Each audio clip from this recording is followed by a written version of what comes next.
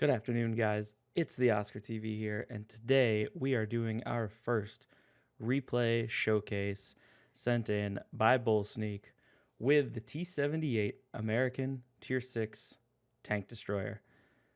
So this will be the first one, and hopefully what seems to be a series of videos of showcasing great replays and awesome content. So let's get started. Starting out, Bolesneek is using Rammer, Binox, and IRM, which is a pretty great combo for Tier 6. Binox is definitely underrated on lower tier tanks to get that max view range. So it looks like Bolesneek has decided to go over and kind of play the typical TD positions. Let's see how he fares for this.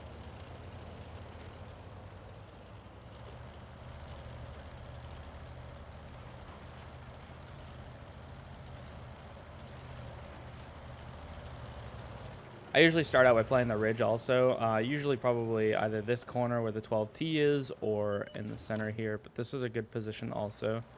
It doesn't look like he quite got a fast enough shot on that Hellcat, but it was better he didn't risk it there because he definitely would have been spotted had he actually shot.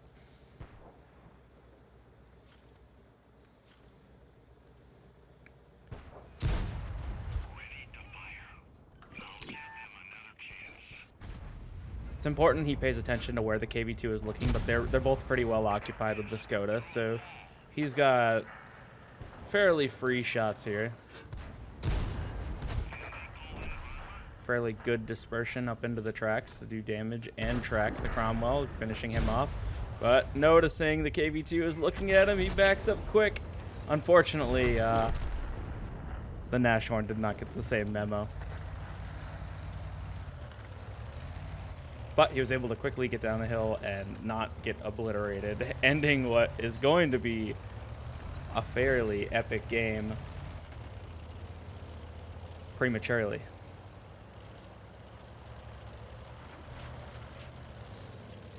The KV2 is a very dangerous tank when you're playing your T78. There's very little armor and absolutely can be one shot. So this is a fairly common bush to take when you don't really have much on this side. I think I'd honestly push back a bit further.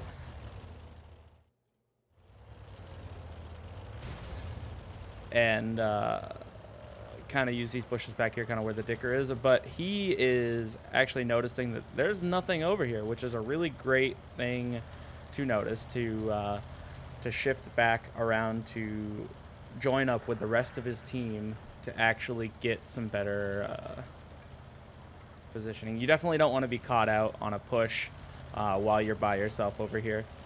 Definitely not great. You're just going to get taken out. Honestly, if he was still in this bush, he probably would have been taken out by the KV2 right here. So it was a great play by Bolesneek to actually relocate.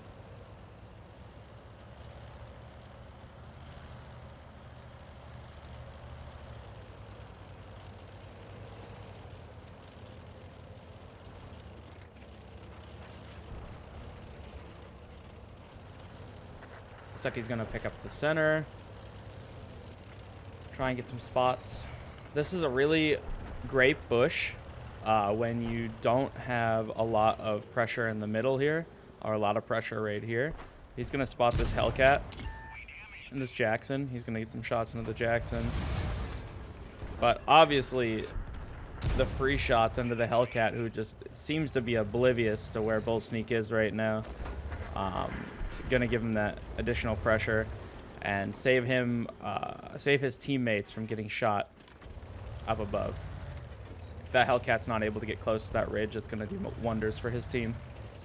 But this is a very important moment in this battle, and I just would like to point out that Bolesneek's map awareness and decision-making here definitely saved this battle, because I didn't notice this at first. There's a KV2 that was just lit, pushing out from the center here. Let's see what Bolesneek does. He decides to rush forward, takes a shot from the Hellcat, but this is absolutely the most important play that he could make right now. This is a great decision to get away from that KV2. Even though he ate that shot from the Hellcat, it's not going to end his game. That KV2 actually chased him all the way around there, and this is such an important play to keeping him in the battle. Definitely great map awareness there, and absolutely what he needed. He's no longer lit, so he was able to take this bush again. Unfortunately, rushed a shot a little bit there. If he would have waited just a little half a second, he probably would have penned that really easily. But being in this position is really great because it's giving his team vision and also making it difficult for those tanks with poor gun elevation to fight back. This KV2 is looking to get a shot on him, but Bolesneek is really hugging that pillbox to try and stay safe. Luckily, he was shut down by the Dicker. Whoa! Oh. that always it's such a great game so far. 1100 damage just to be the risk ended from a quick drive down the hill, man. That was super risky. But it's still an even battle. It could go either way. Bolesneek's gonna inch forward, knock over the tree, and look for shots on that IKV. Nice penetration on the IKV.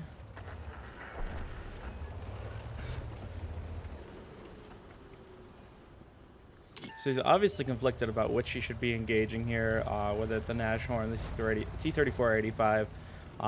Both are very dangerous tanks when you're in a tank with this low HP, but he doesn't have much time to sit around and kind of wait for his team. That M44 is not going to stop pounding him with artillery shells.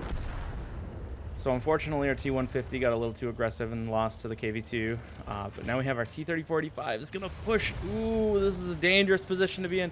You have your Nashorn, your T3485, your KV2. He is stuck.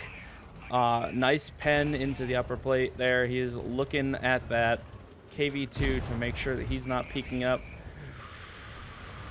Ooh, KV2 takes shot from the KV85. A good support there, but now he has to deal with the T3485 that's trying to push him down the ledge. Still worried about the KV2, but the KV2 fired at the KV85, which is good for him.